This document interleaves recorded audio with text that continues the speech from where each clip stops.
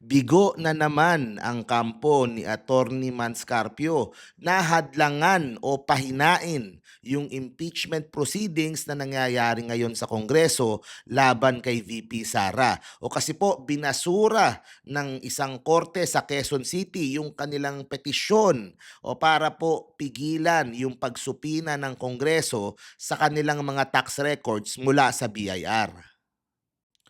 Sabi ng korte, Congress was lawfully exercising powers granted under the Constitution and could not be restrained through prohibition or injunction. Ibig sabihin, walang kapangyarihan yung pong korte na pigilan yung Kongreso na gawin yung trabaho na binigyan sila ng kapangyarihan ng konstitusyon para gawin. Di ba? Hindi po lugar yan ng korte para pigilan. Kasi po ang mangyayari, puro ganyan na lang, puro korte na lang yung pipigil, di ba?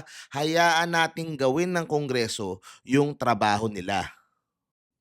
Sa totoo lang, magtataka ka rin, ano ba yung laman nung mga ITR na yan, yung mga tax documents na yan? Bakit ito gustong pigilan nila Attorney Mans? Kasi bigat din ba yan sa mga revelasyon doon sa AMLAC? Di ba? Kasi talagang natamaan talaga sila doon dahil ang laki, 6.7 billion.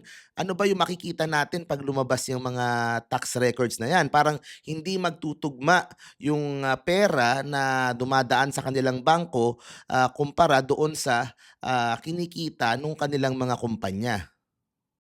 Kaya naman overtime kung magtrabaho yung kanilang mga abogado na i-deny yung pong 6.7 billion na transaksyon. Kahit na nung una, naalala nyo, si Attorney Poa, sinabi niya, we do not contest the numbers of AMLAC. O ngayon, nag-iba yung tono ng mga abogado at sinasabi ay hindi daw totoo, fake news daw. Yung iba sinasabi, glitch pa.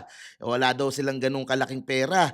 Pero ang pinag-uusapan nga dito ay 6.7 billion worth of transactions for a period of 20 years. Napakalaki nun.